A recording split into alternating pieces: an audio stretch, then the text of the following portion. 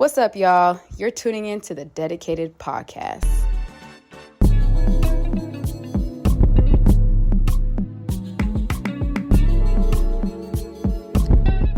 Bonjour à tous, j'espère que vous allez bien. On est de retour dans le Dedicated Podcast. Moi, c'est Abi. Et voici un nouvel épisode. La semaine passée, il y a eu un petit événement plutôt marrant qui m'a poussé à débattre avec plusieurs de mes amis, plusieurs personnes de mon entourage. Pour résumer, Booba a réagi à un de mes contenus. Et ce qui s'est passé, c'est qu'on avait fait un épisode avec Nifa lors de ma Paris Recording Week et on avait parlé de R&B, de plein de choses, de Frank Ocean notamment. Et ensuite, dans cette discussion à propos de Frank Ocean, est-ce qu'il doit ressortir un album ou pas ? Est-ce qu'il faut qu'il revienne ? Et la même chose pour Rihanna.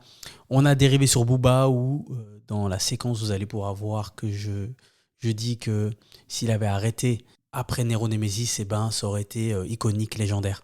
Je ne fais pas cet épisode pour me justifier auprès de Booba, pas du tout, parce que c'est ça qui l'a fait réagir principalement. Le fait que je dise qu'il aurait dû arrêter après Nero Nemesis, je tiens quand même juste à préciser, ça va être la seule justification. Je demande à personne d'arrêter la musique à tel ou tel moment. La seule chose que j'entendais, c'est que quand je regarde la carrière de Booba, eh ben, le moment le plus iconique pour moi, c'était le moment après Nero Nemesis. Et après, il y a eu plein de tubes, comme je dis dans la séquence, il y a eu plein de choses. Donc en fait, le propos, c'était pas de dire tu dois arrêter après Nero Nemesis, c'était genre plutôt, quand je regarde toute la carrière, je pense que le moment où c'est le plus fort, où c'est le plus iconique, c'est après Nero Nemesis. Ça n'engage que moi, évidemment. Et ça sort surtout d'une discussion que j'ai eue plusieurs fois avec Moussa. Non, les artistes font ce qu'ils veulent, ils continuent autant qu'ils veulent. C'est toujours plus simple de faire des what if une fois qu'on a passé plusieurs années à faire d'autres choses. Donc voilà. Maintenant, il y avait aussi un deuxième propos, et je pense que c'est celui-ci qui fait le plus réagir. Est-ce que c'est le GOAT international ? Évidemment que c'est pas le GOAT international, Booba. Évidemment qu'il n'a pas la même dimension que Eminem, que 50 Cent, que Snoop Dogg, que Jay-Z, Nas, etc. Même que la nouvelle gen, là, avec les Cardi B, les Nicki Minaj, il y a pas du tout la même dimension, il n'y a pas la même résonance. Et c'est plutôt évident au vu de la dimension de la musique américaine qui est totalement international, plutôt même planétaire plutôt qu'international. Et ce que j'entendais par là simplement, c'était que quand je suis en tant qu'auditeur francophone, parmi tout ce que j'ai consommé, donc rap US, rap FR, si je devais faire un classement tout artiste confondu, quel que soit le pays, quel que soit le type de rap, et ben simplement Booba il apparaît presque tout en haut. C'est simplement ça que je disais. Maintenant, je vais sonner, ça va sonner comme une justification, ça va sonner comme si j'essaie de m'expliquer à Booba, pas du tout. C'est juste qu'il y a plusieurs personnes de mon entourage qui m'ont dit « Mais t'as abusé avec le GOAT international, c'est pas possible, etc. » Évidemment que j'entendais pas que c'est le plus grand artiste de tous les temps au niveau international, sachant que c'est comme comparer à une personne qui a joué dans une ligue inférieure et ensuite une ligue supérieure au niveau planétaire.